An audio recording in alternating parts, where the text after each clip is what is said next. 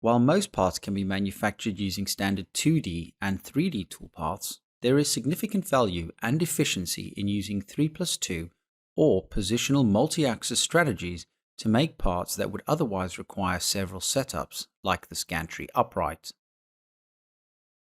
I'll be programming this upright in the context of an assembly.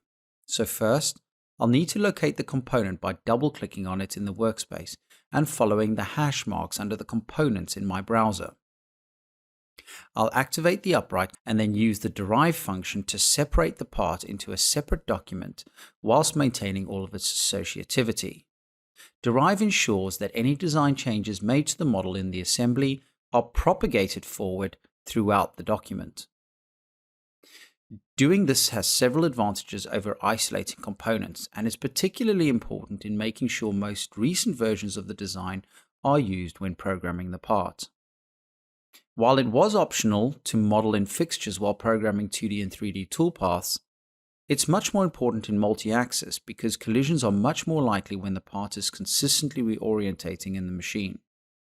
So I'm going to choose a fixture to use, model my stock, and then insert that fixture into the design.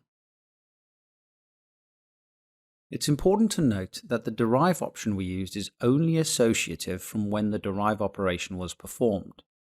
Bringing in the dovetail fixture will have no impact on the assembly in which the upright is based. I have the dovetail design specs from the manufacturer to use whilst designing the stock body around the upright. First, I'll create a new sketch using this face of the upright as a sketch plane. The first step is sketching a 10-inch by 16-inch rectangle to represent the block of stock. Then, I'll use a borehole on the upright to position the upright within the outer contour of the stock.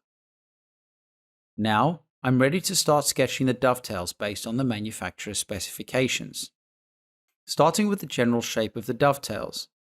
To learn the basics of sketching, refer to the Create Component video in the Mechanical Assemblies path. Those basic sketch principles are what I'm applying here to create the dovetails as defined in the manufacturing specs. All the sketch edges are black, indicating that the sketch is fully constrained. I can hit Stop Sketch to exit the sketch environment. I'll select the Extrude command to start making some solid geometry. I'll select the closed sketch profile, and rather than starting right from the sketch plane, I'll add an offset of 50 thousandths. Then I'll extrude to the opposite face of the upright, adding another offset of 50 thousandths. Finally, I want to change the operation to New Body to make sure I'm creating a stock body. I'll hit OK, and the stock body with dovetails is generated. Next, I need to add a locating slot to the bottom of the dovetails to line up with the locating pin on the dovetail vise. I'll refer to the manufacturer specs again to define the size of the slot, and then I'll create an extruded cut to the flat face of the stock.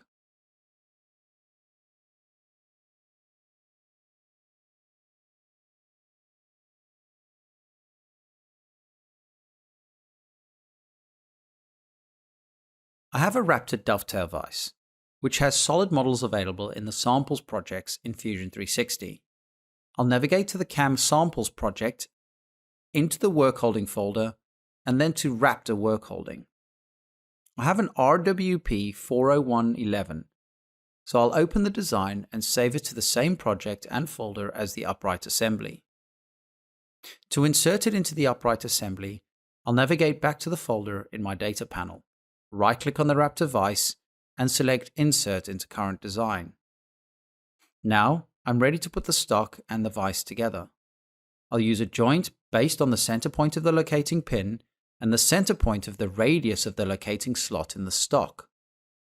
To learn more about what a joint is and how I'm selecting these joint origin locations and why I need to add a 180-degree offset, refer to the Assemblies and Joints video in the Mechanical Assemblies path. Now I have my stock and fixture modeled in relative to the upright. So I'm ready to move into the manufacturing workspace and create a setup. To create a setup for positional multi-axis machining, I want to keep milling as the operation type. While defining the work coordinate system, I want to align it to how I will be probing or locating the part in my machine. So in this case, I would likely locate the midpoint of the fixture for X and Y, and then use the bottom face of the fixture to define Z. To more easily select off the vise, I'll use the browser to toggle the visibility of the upright and the stock body. I'll define X and Z using the face and the edge of the dovetail portion of the fixture, and use selected point to define the origin as the top edge of the center hole of the vise. I'll also use the browser tree to select the upright body as the model and select the RWP40111 body as the fixture. In the Stock tab, I'll define my stock from solid and choose the stock body from the workspace or from the browser tree. Finally, in the Post Process tab, I'll set the work coordinate system offset value to 1. Now my setup is done and I'm ready to start creating operations.